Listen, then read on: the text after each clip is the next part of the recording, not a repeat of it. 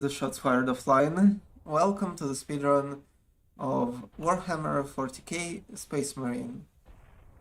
As you probably know, it's a predecessor to the recently released Space Marine 2, and it's a pretty entertaining speed game. Let's say this. Let's say there's a reason the 80% is an hour faster than glitchless. And I guess the only things to note, I'm playing on uncapped FPS, which will be relevant later. I'm playing on low graphics to avoid a crash mid-run, and I'm playing with very particular keybinds, but that's all for later. Right now, we start the run.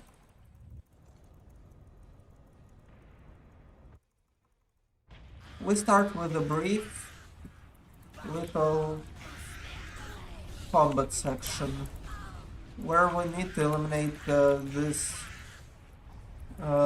packs of small orcs before the bigger guys can jump down, so that we don't need to eliminate all of them. And here we go, we're almost at the end of the first chapter. We basically need to kill this orc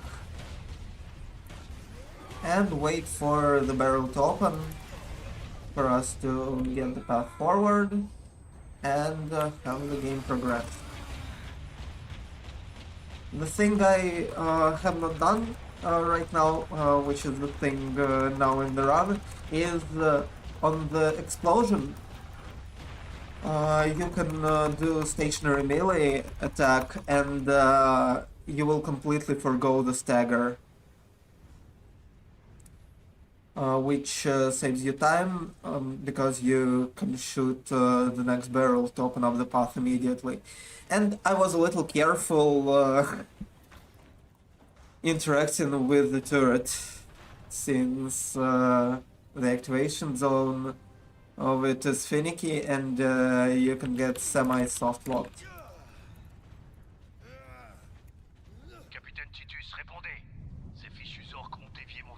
Because the prompt will disappear and you will have to wait until you can interact with the turret again. Right now, the game is mostly fights and movement. The movement mostly comprising of melee dash cancel. So as you can see right now, I am canceling my melee dash with aiming.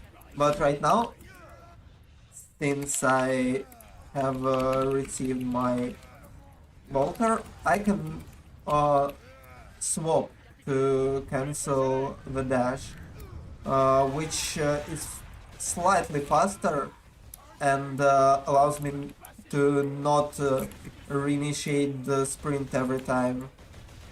Okay, right now a little bit of unfortunate thing happened, since I need to spend time eliminating that orc. Usually I catch him before he runs away. But generally you eliminate the gunners in a pretty particular order. Then the boys spawn, and you need to eliminate 4 of them. If I was stepping a little further, I would have to eliminate 6. I don't know what reason is behind this weird requirement, but if you stand closer to your body, you get to eliminate less orcs to trigger the cutscene. Right now, we do a little bit of a manipulation. We run over here And when we see this pack of orcs on the right spawn, we run for it. This allows us to spawn all the other batches of enemies quicker, which significantly speeds up the fight, because otherwise the fight might break, actually, and you can have the first pack spawning in for far longer, and it's just unfortunate.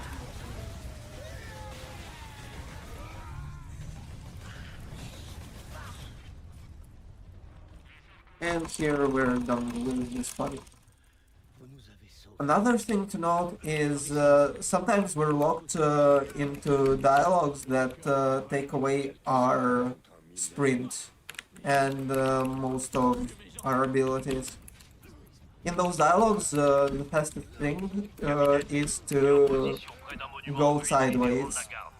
It really is faster for some reason. Another thing about movement is that with the combat knife we have now, we have no cooldown on the dash. But once we get the soul blade, we have to wait until we can dash again after canceling it. So yeah, as you can see, while running I'm actually spamming melee.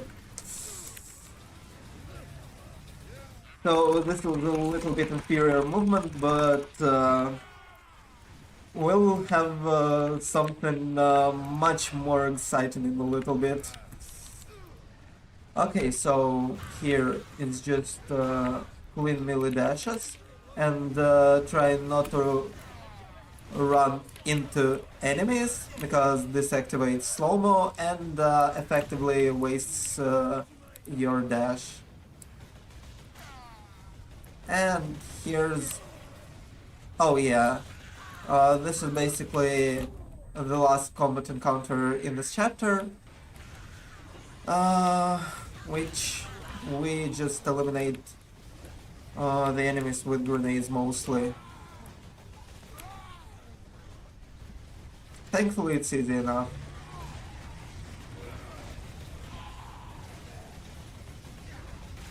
And we can clear any stragglers with the bolter. Those gunners are actually not essential for spawning the next wave, so we can leave them for later. Okay. This is the last wave before the mini-boss, which we... again kill with the grenade. And we get the grenades and ammo for the mini-boss spawn. Fun thing about this game, those fade-outs, you can actually cancel them by tapping into pause menu.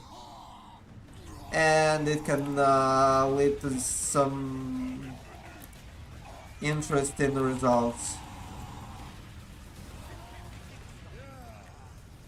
Okay, here's another walking section, since we just have to go through the bunker. No way around it, unfortunately. A friend of mine, actually the person who got me into running this game, has told me that they've seen a video of a person getting on top of the bunker somehow. I still haven't seen the video since it ceased to exist. I've done any research I could and still wasn't able to find anything of the sort, unfortunately. Would be fun.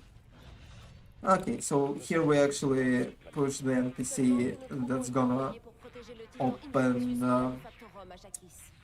doors for us. And here we trigger the checkpoint and reload it. So basically, if we trigger a dialogue and then we trigger a checkpoint and reload it, the game perceives it as the dialogue being done. So once you reload on those slowdown dialogues, or whatever you want to call them, you get back your movement. And here we are coming up on the peak entertainment that this run actually is. Right now, we're about to receive a new weapon called Stalker Bolter, which is more or less a sniper rifle, but that's not the important thing. So, let's call zip it.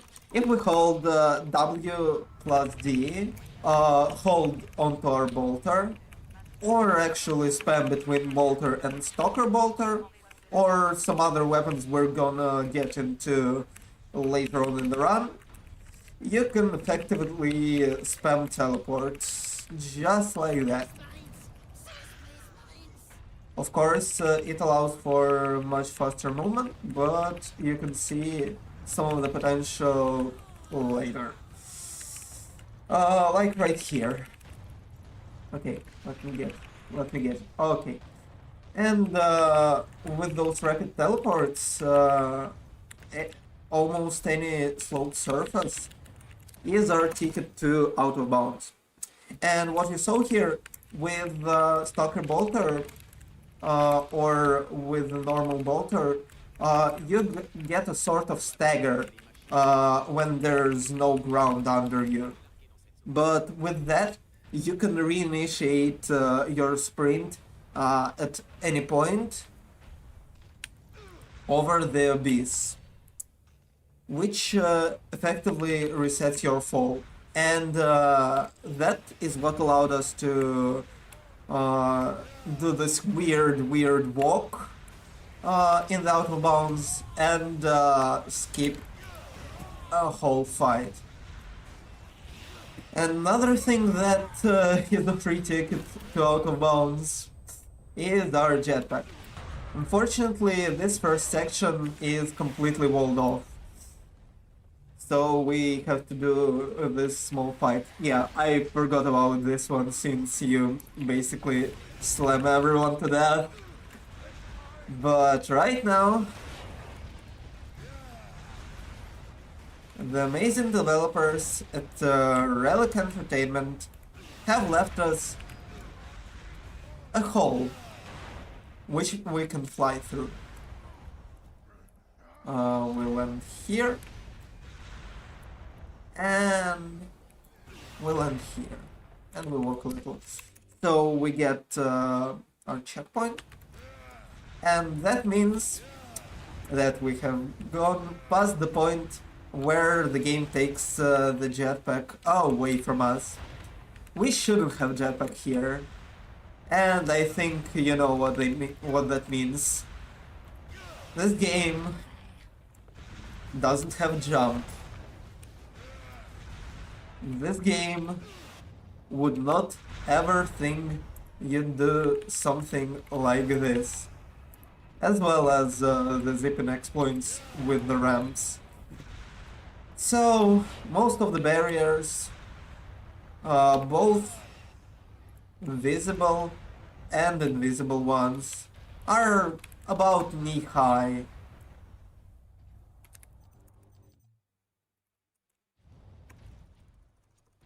So we just skip a chapter that is about 9 minutes long in like a glitchless run.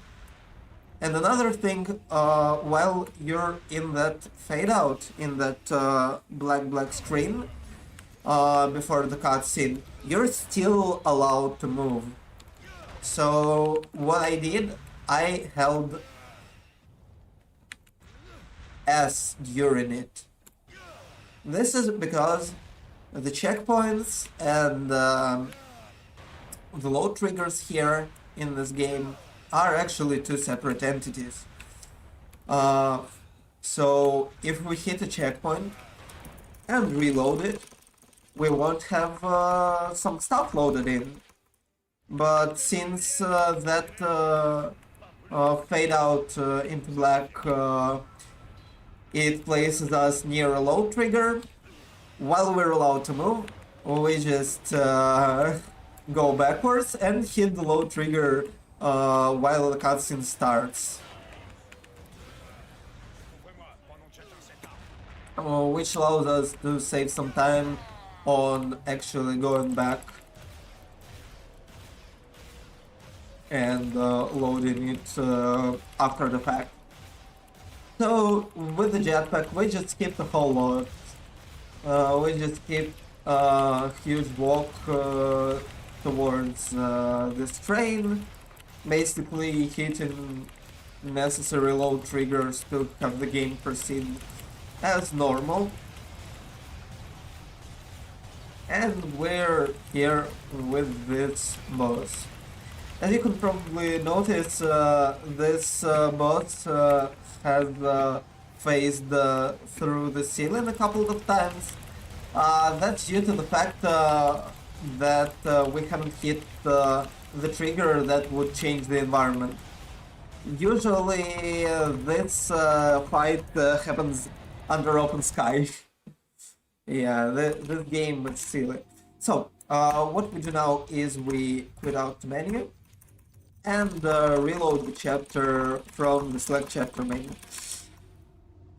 Thing is, since we had the jetpack where we weren't supposed to have it, it locked our third and fourth weapon slots, which we really need. And the game would have us just have only bolter and our bolt pistol in this at the start of this chapter. But since we have the vengeance launcher that doesn't give you stagger while you're there, we can basically fly now. As long as we can maintain the altitude. Okay, so what we do now, we walk up here and we start bouncing. And we fly out of bounds. Let me explain what just happened with that bounce. When you land on some platform, some terrain that's basically moving up, you can bounce up, and you can get multiple bounces in a row, which is helped by using the bolter to reinitiate sprint. So right here, unfortunately, I've hit a wrong checkpoint. If I've flown some more under that door, I'd hit the checkpoint that would let me avoid this platform coming down. But it's a marathon setting, everything can happen, as well as skill issue. Okay, so here we're supposed to meet with Inquisitor, but we don't. We don't want to watch his cutscene. We don't want to listen to his dialogue. So we just fly out the window and load the rest of the chapter. What this helps with in particular is that it doesn't spawn Inquisitor here below, and completely removes us being put into the state of just walking, which, well, it would require a checkpoint reload, but now it's just consistent. So right now, despite Inquisitor not being here, the sequence is gonna play out as normal. We're gonna wait for the generator core to open and have a little bit of a fight to cap off the chapter. Okay, so we're gonna farm our Fury mode a little bit. It's basically health regeneration, increased damage, slow down time while aiming, which is gonna come into play, and some other things I probably don't remember. Okay.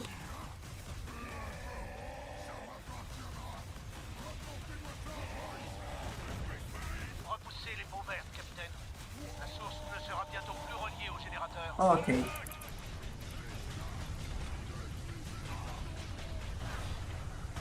So what was that? With the Fury mode, you can spam getting in and out of aiming, which allows you to have a much faster fire rate on the Stalker Bolter.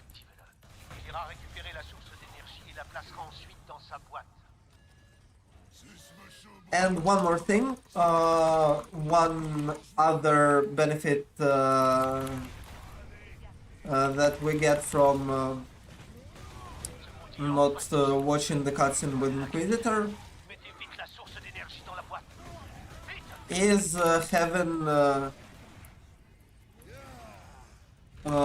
shield orcs despawn, which would hit us and cause us some problems. Although I would still cause some problems, since if you get hit while interacting with the servitor panel, you can no longer interact with stuff unless you melee dash into things, basically, which is fixed by reloading the checkpoint. Okay, we need to wait a little. Okay, we needed to eliminate those directions. So yeah, they caused me a little trouble, but at least it was not a game crash. Yeah, the game is, well, it's pretty unstable. Fortunately, any percent is more stable than glitchless in my experience, funnily enough, because most of the crashes you can avoid. Okay, so here in the sewers we basically do most fights.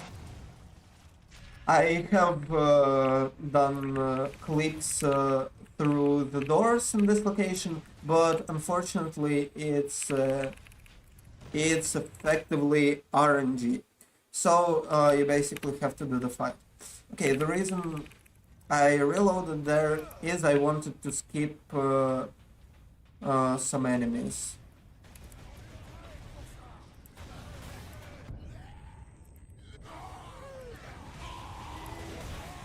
Here we try to stick the Berserker enemies, and then we again utilize the slow-mo exploit on the mini-boss. And that's fight done with. And until the middle of the run, it's the last one. We're gonna skip everything else. Okay. Okay, this section is very scary because you can get staggered by that shield orc and then get blown up to pieces by the 3 squigs that spawn after him. Fortunately, everything went fine, and we continue to move our way through the game. You can get out of bounds here on this elevator. Yeah, but it doesn't matter since you get respawn back on the platform regardless. Okay, so here we get an upgrade for our Fury mode. We'll open this door. Here we're gonna skip some dialogue with our friends. We we are supposed to reunite over here, even though you probably saw our friends respawn earlier. Okay, game, please. This triggered the checkpoint. Okay, that took way longer than it should have. Anyway, they respawned with us in the sewers. That's because I skipped some triggers that were supposed to despawn them.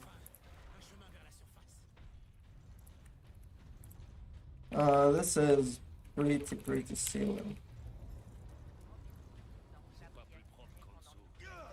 Okay. But they officially come back now. Here we wait a little bit for the dialogue to go through, because I want to fly off here specifically to not even get the first cutscene that would necessitate me to reload the checkpoint. So we just watch the cutscene with the Orc Rocketeer. Yes, that's the byproduct of Zippin being effectively rapid spam teleportation. You can zip through some sloped surfaces. You can zip into the stairs in some instances even. Okay. Here we skip another huge chunk of the game. A bunch of movement, meeting the Inquisitor, and we load this pathway.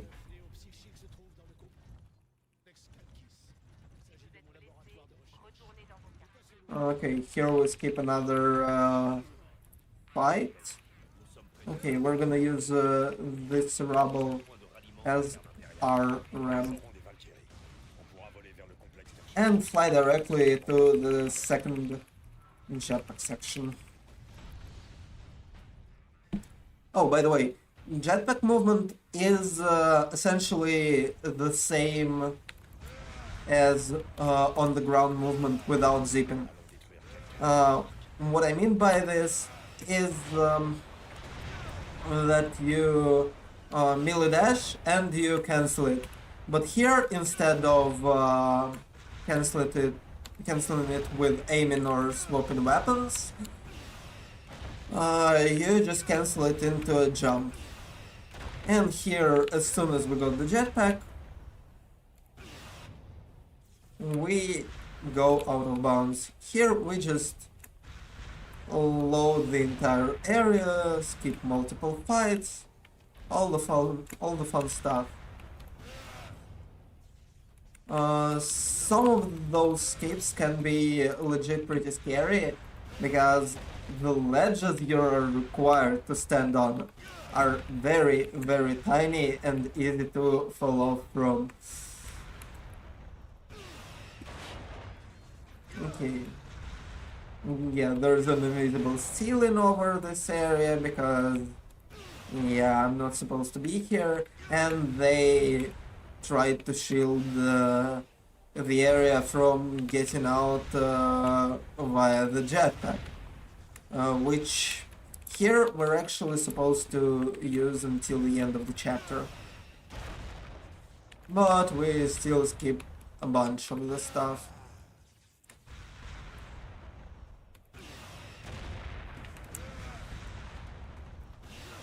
And we're coming up on one of the scariest things in the game, for me personally. Okay, so this jump right here.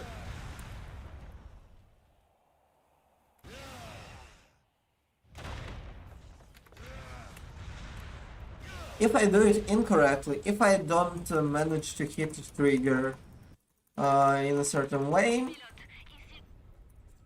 the game will crash after the auto-scroller right here.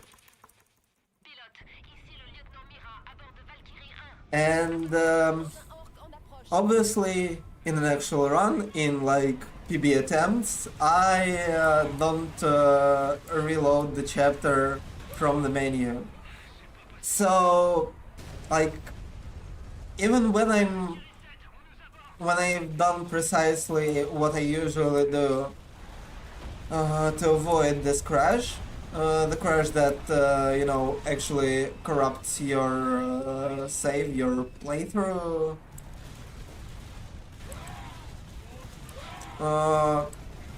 Even if I do everything seemingly correctly, I'm still on the edge every time I'm here.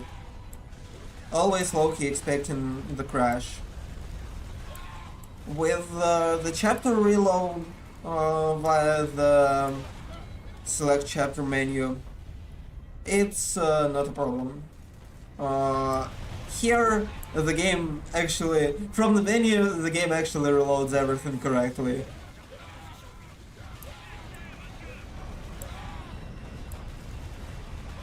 So, I honestly prefer to do this in a marathon setting. Okay, unfortunately, I wasn't able to save all the Valkyries, but oh well. So yeah, this is basically a 2-minute segment of sitting on the edge of your seat. If you do PB attempts, and if you don't go the safe way.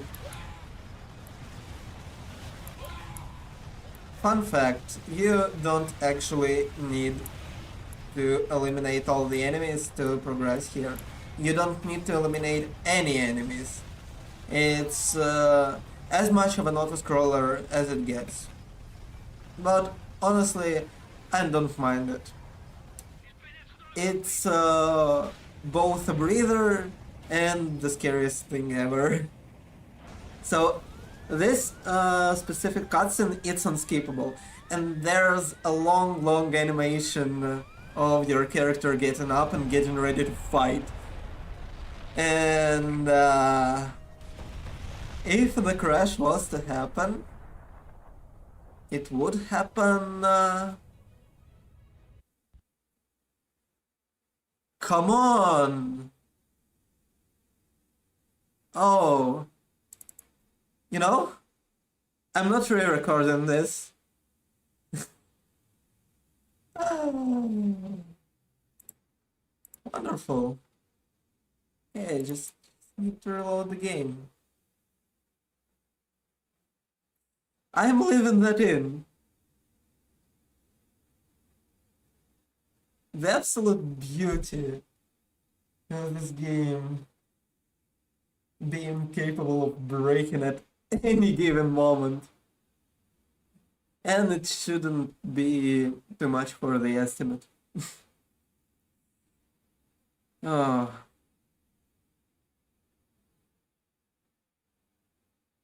I really hope it doesn't break once again.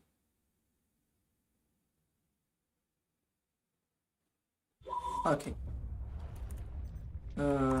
Let's try again. Actually, you know what? Let's not, and let's go with the bridge section. So that's where we're supposed to be after the point where I crashed. Oh god, this game is silly. So here we need to eliminate this orc on the tower and everyone on the ground.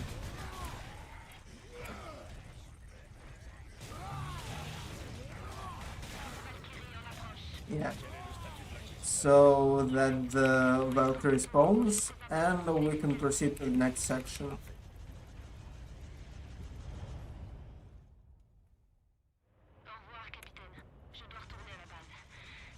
Here we can skip to the end of the chapter effectively from the very start. Okay, let's see if I get it correctly.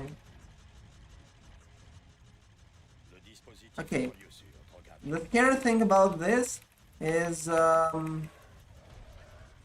is no ground under you before a certain point.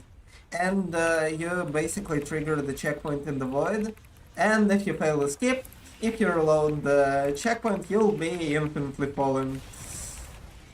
So pick entertainment. Okay, this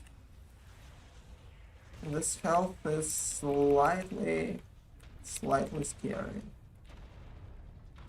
Okay, so we walk through this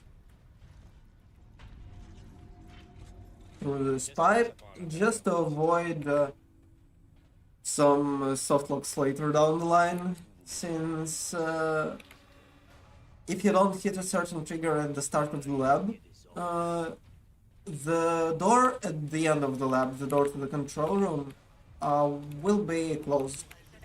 And there's nothing you can do about it. Okay. Okay, I'll reload to restore my health just in case, because this specific room is scary, since the rockets, as you can see here, the rockets are actually capable of staggering you to death. Here we skip a sequence with the dialogue. The door was supposed to close, but we got in before the whole thing.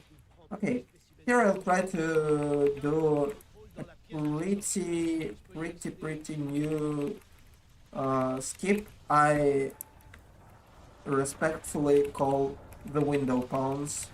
Okay. Well, it looks like I'm...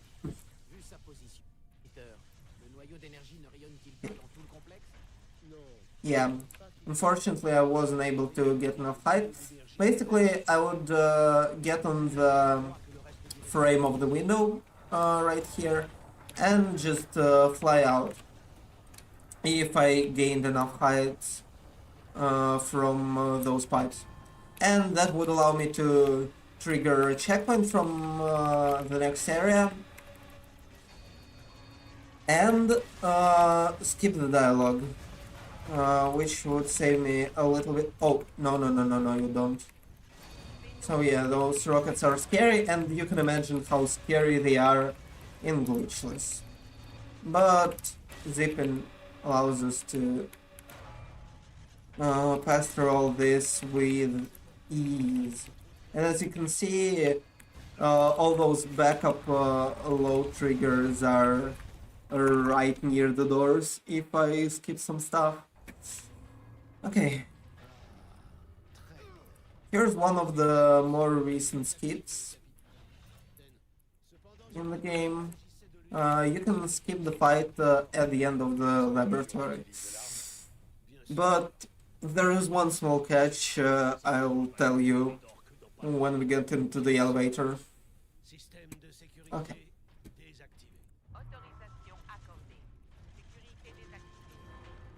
Okay, we'll go here.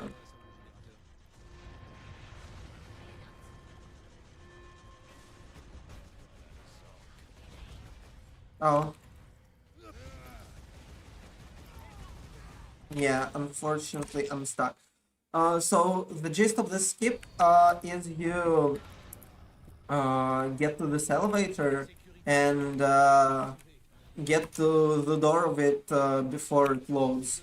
So the elevator actually loads around you.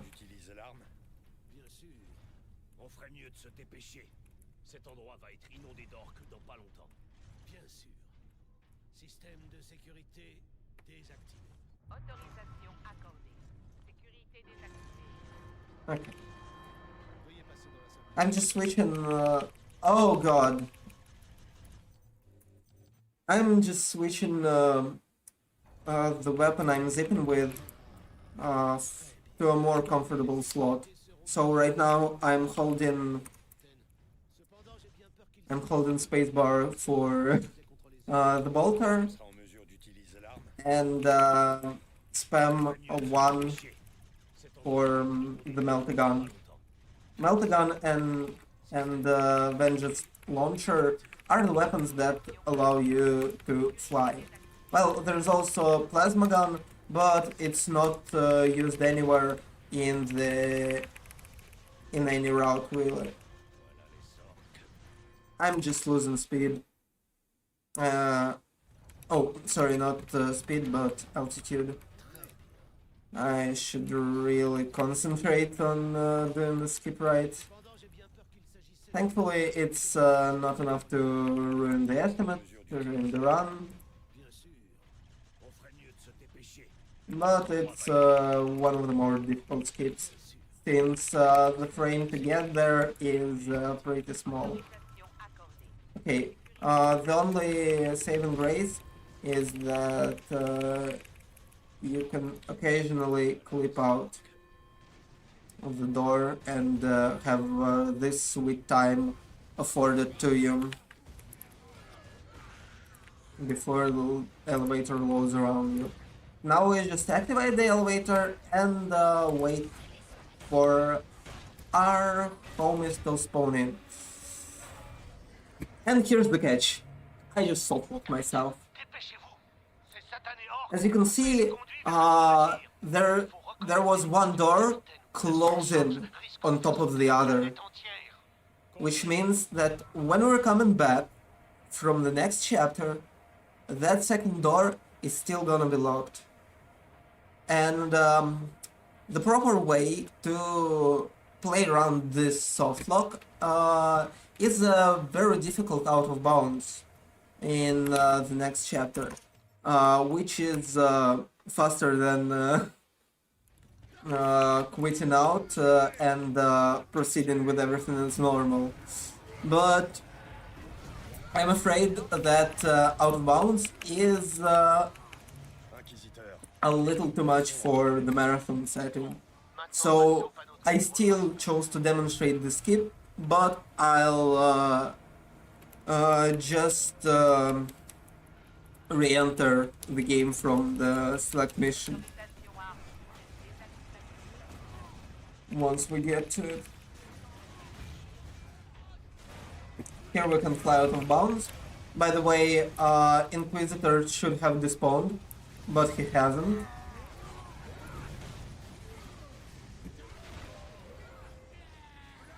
So if I didn't do the skip that softlocked myself, we'd have seen our friends talking about the Inquisitor being traitor, and the Inquisitor actually riding the elevator with us. Okay, so that's where I quit and go back. So what we do here usually is just again trigger the elevator and try to manipulate our friends to teleport to us. So yeah, otherwise we'd have gone out of bounds. Okay, first we would have activated this elevator.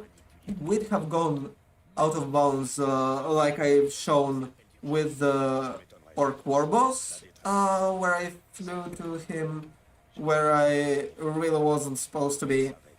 And then we'd get out of bounds on the edge of the elevator over here. And we would bait our friends to teleport for the elevator to start going, and that would load the location below. It's probably the only point I'm aware of where you are not able to just load the trigger from out of bounds, where load trigger is actually bound to something else, like an elevator moving down. Okay, so at this point in the story, there's an invasion, another invasion on this planet. First one was by orcs, the second one is by the demons of chaos. So we have to deal with both of them now. And we continue flying, skipping through anything. Here I picked up a dialogue that delays the dialogue from picking up the Iron Halo, and after the dialogue that gives you Iron Halo, you get this prompt. I just delayed this prompt as much as possible. Okay, so right now we're skipping a cutscene where our own kin brand, well, where our own brother brands as a heretic. We skip more dialogue by flying out of bounds under the map. Nothing unusual at this point. We get under this bridge, and here we're actually able to hit a load trigger from out of bounds. Okay, so yeah, this is another case of fade out skips, fade out cancels, whatever you want to call them. Them yielding interesting results. Here we pick up the last gun, which is entirely useless for zipping, as you don't teleport anywhere spamming it. But we're gonna use it for a boss fight at the end of this chapter.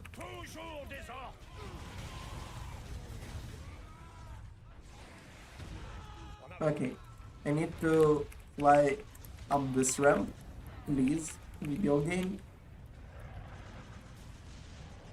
Oh, video game decided to disable it. Anyway, we're picking up a low trigger over here.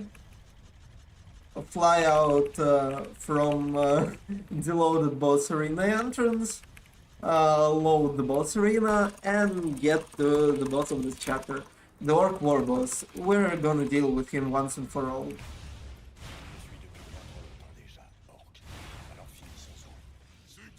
Okay, so what we do is we spam him with last cannon and melt a gun. We basically abuse the cooldowns of both weapons, shooting one while the other cools down, so we can effectively spam him. And every time we hit a checkpoint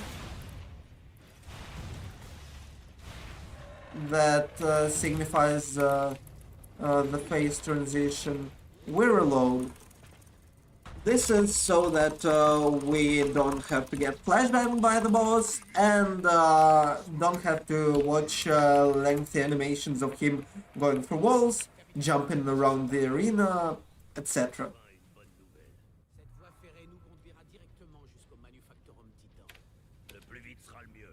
Okay, this is probably the funniest case of canceling out fade outs. Okay, so first we get teleported like this.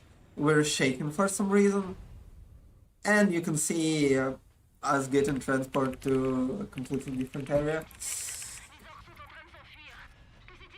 Unfortunately, Orc War boss isn't skippable, even though you can get out of bounds there, and then load the boss area from out of bounds and hit a load trigger over there, but unfortunately it doesn't teleport you in the end.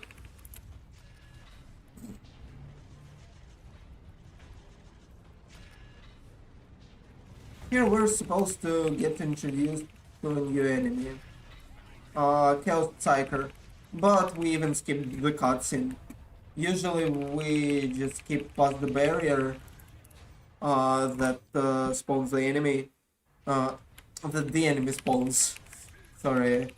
Usually we just skip that barrier and we don't need to eliminate him. Okay. This skip has been unusually silly. So we need to hit the load trigger here in the middle of the room, and that loads a pathway past the elevator. Okay, which we're gonna land on. We're gonna open the door from out of bounds. We're gonna utilize reinitiate and sprint and load the area further. This keeps waiting for our friends to get into the elevator. Here, there was an unskippable cutscene that we skipped by just reloading the checkpoint. And this is some new stuff. Okay, please. Okay, I'll have to redo it. So the new stuff here is a particular way to do the fight that skips a couple waves of enemies. So we get on top of this fight. Actually, this doesn't look good. Okay. Alright. So now everything's going correctly. We spawn a Chaos Champion, a mini-boss. We deal with him same way as we deal with the War Boss.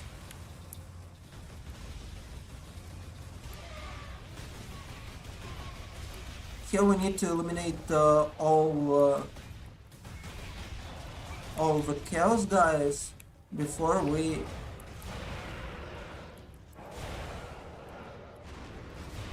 Okay.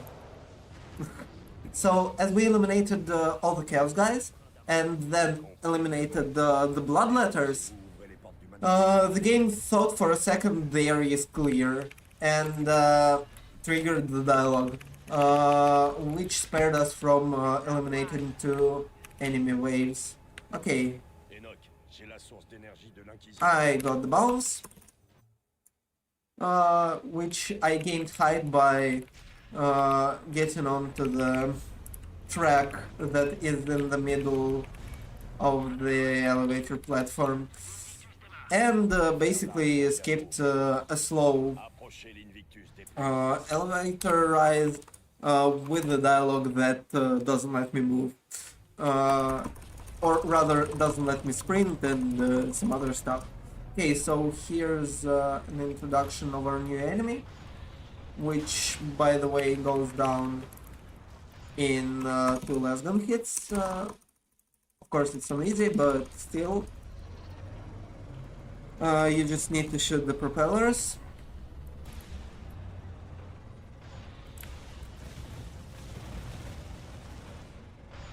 Okay, I must have missed.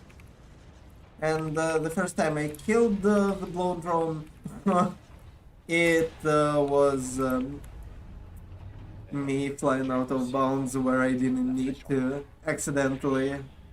That's the nature of zipping. Okay, let's see. Here we need to have this dialogue finish, and we can do the bounce later. Okay, so here what we do. The old version of the Titan ride skip used to have us land on the platform, trigger the checkpoint, and then have a long cutscene with our friends. But now we just load the area under the platform by touching the load trigger that is near the elevator, and we completely skip a long walking segment with dialogue and some more. And here's a small fight to cap the chapter off. And here's a gun that I just picked up, an auto gun, that makes this fight completely trivial. And honestly, when I first played the game, I had no idea that gun was there. And from talking with some other people, they had no idea either. So yeah, speedrunning makes you learn stuff. Okay, so while we're waiting for the chapter to end, for our Valkyrie to fly and pick us up, we can mess around a little bit. Here's a not activated cutscene trigger. Okay, yeah, we can overlap the cutscenes. Okay, I triggered the first cutscene a little too early. Otherwise, we would have skipped the other cutscene and finished the chapter. It's silly. Anyway, we skip a ride downwards. Okay, please game. Thank you. We hit the low trigger to avoid soft locking the final boss of the game. Just don't mind. Just Space Marine things.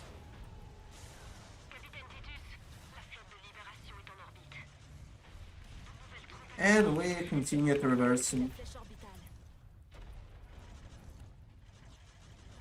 Here's gonna be another case of triggering location to load from the other way. Okay, so here we need to take this trigger, which wasn't visible this time. It didn't slow down and show the loading prompt. And we just fly out of bounds and load the location from the other side, completely bypassing, eliminating a Chaos Psyker. Ultramarines, ici Titus. Capitaine Titus, le pharaon classe de chauve est à vous, capitaine. Here we do the bounce again and the Oui, chef.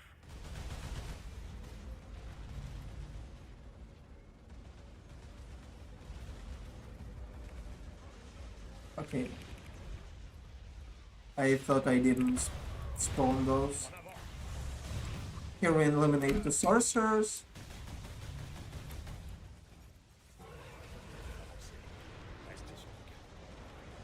And we just fly as quickly as possible to the end of the bridge.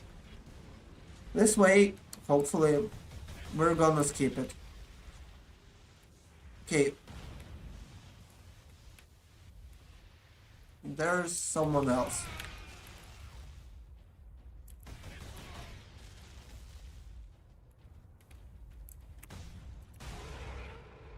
Video game, please.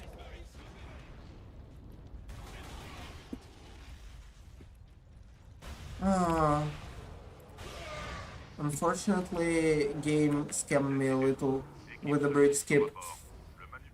Usually it's either no enemies or like one enemy to eliminate before our Thunderhawk flies in. Je vous emmènerai dans l'œil de la terreur si vous le voulez. La flèche orbitale suffira pour l'instant. Yeah, and we don't care about those blood measures. Yeah, another important thing, as zipping is effectively rapid teleportation, we can teleport and avoid many triggers, but some triggers we really don't want to avoid since they load the location, and sometimes you really need to walk into those.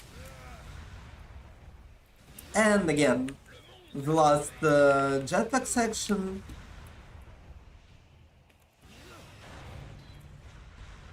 Which means the last big out of bounds of the game.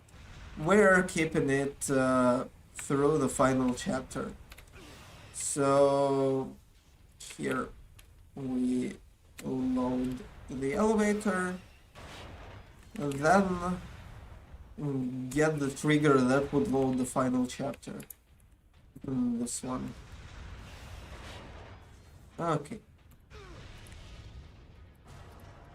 So, a silly thing to note. you can do bounces on jetpack too. You just need to get on higher ground and land on a platform that's going up. So let us repeat this bounce.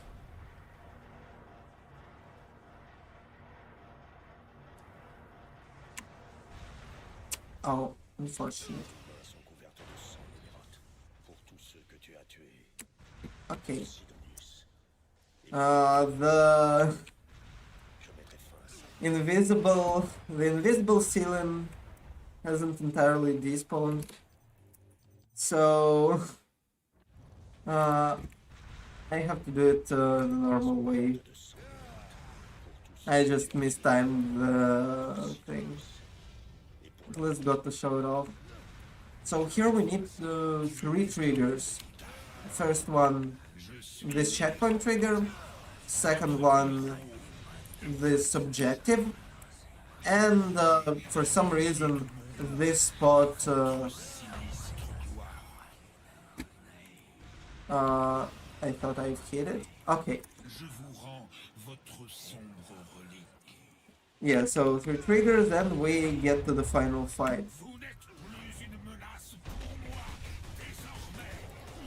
As we have the jetpack, we completely ignore this bubble barrier that Nemeroth has around him and can pretty much spawn kill all the enemies.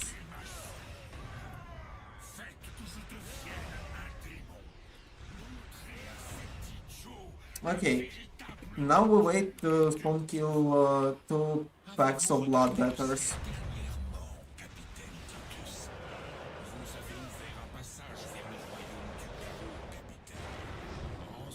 Okay, after this line, I think after, yeah, the second pack, and after that we stagger and kill 2 psychers that are left over. They have no way to react to us, to start teleporting or anything.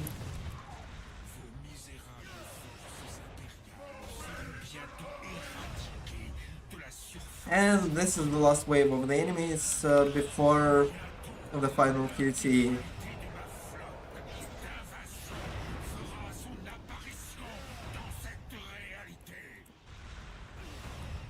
And here we farm our Fury meter on the Nemera, since we need this to complete the QTE.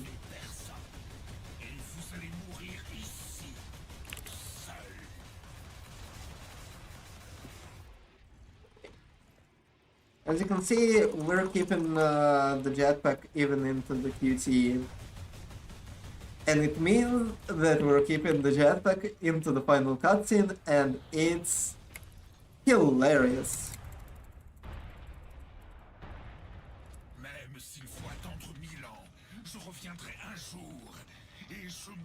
Oh, and yeah, I somewhat often mentioned that I use weird keybinds.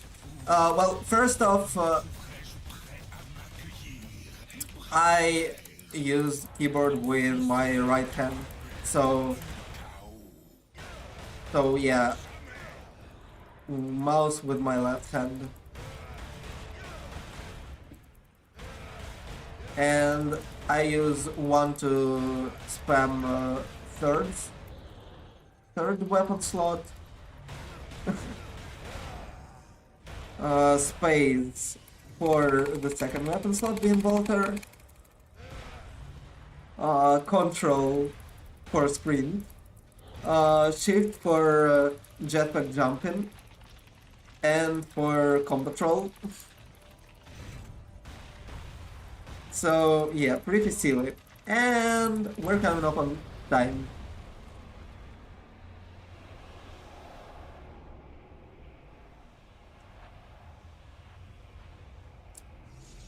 So yeah, this was Warhammer 40k Space Marine. A beauty of a speed game, completely broken mess of a speed game. And yeah, I feel it deserves the attention.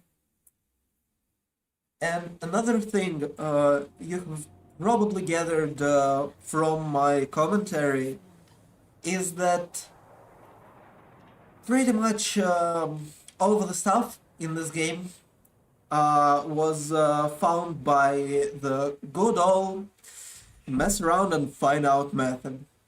So basically everything was found empirically, more or less. Only basic research via the gameplay.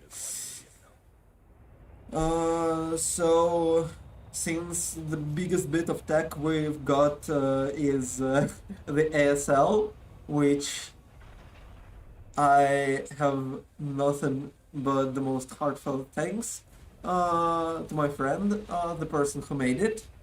Thank you, Will Treaty. So yeah, if anyone's interested, by any chance, we'd appreciate some tech-wise research. Maybe looking through how the triggers work, what's required to activate what, etc. And since I've made a shout out to my friend who made the ASL, I also have to make a shout out to the person I've already mentioned, the person who actually got me into this game through a marathon run, no less.